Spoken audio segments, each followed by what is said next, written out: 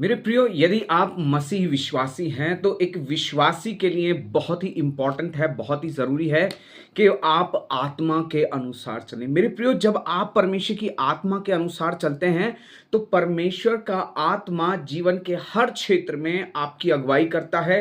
वो आपको सिखाता है क्योंकि वो सहायक है, और सहायक जो है वो मेरी और आपकी सहायता करता है ताकि मैं और आप वो कार्य कर सके जिससे परमेश्वर को महिमा मिलती है।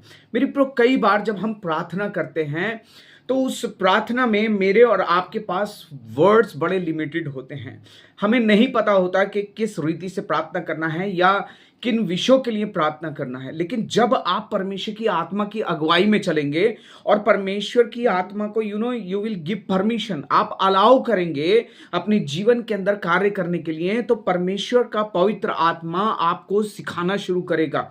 और परमेश्वर का वचन कहता है रोमियो की पत्री उसके 8 अध्याय और 26वें वचन में, इस रीति से आत्मा भी हमारी दुर्बलता में सहायता करता है, क्योंकि हम नहीं जानते कि प्रार्थना किस रीति से करना चाहिए, परंतु आत्मा आप ही ऐसी आहें भर भर के जो बयान से बाहर है हमारे लिए विनती करता है। मेरे प्रियो, जिस वक्त आपको समझ में नहीं आता, आपके वर्ड्स लिमिटेड हो जाते हैं, और जब आप परमेश्वर की आत्मा की अगुवाई में अगर चलते हैं और उसकी आत्मा की अगुवाई को पाने के लिए आपको अपने आप को तैयार करना पड़ेगा। You need to prepare yourself to feel, to know that what the Spirit of God is saying. You have to sense the presence of God, the guidance of the Holy Spirit. और जब आप उस पवित्र आत्मा की अगुवाई में जीना शुरू करेंगे तो ये पवित्र आत्मा आपको प्रार्थना करने के लिए सिखाएगा। आप वो प्रार्थना कर पाएंगे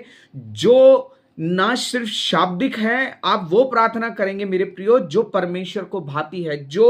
जो बातें आप नहीं जानते कि किस रीति से प्रार्थना करता है, पवित्र आत्मा उन विषयों के लिए, उन बातों के लिए आपको प्रार्थना करना सिखाएगा, और आप उस रीति से प्रार्थना करने पाएंगे जो बयान से बाहर है, जो आप अपने आप से नहीं कर सकते, नहीं समझ सकते। मेरे प्रियो, आप वो प्रार्थना करने पाएंगे जो परमेश्वर चाहता है। और मेरे प्रियो, एक बात मैं आपको और बताना चाहता हूं, जब आप आत्मा की अगुवाई में चलते हैं तो आपकी प्रार्थना आत्मिक बन जाती हैं, वो शाब्दिक नहीं रहती बल्कि आत्मिक हो जाती हैं। Praise the Lord.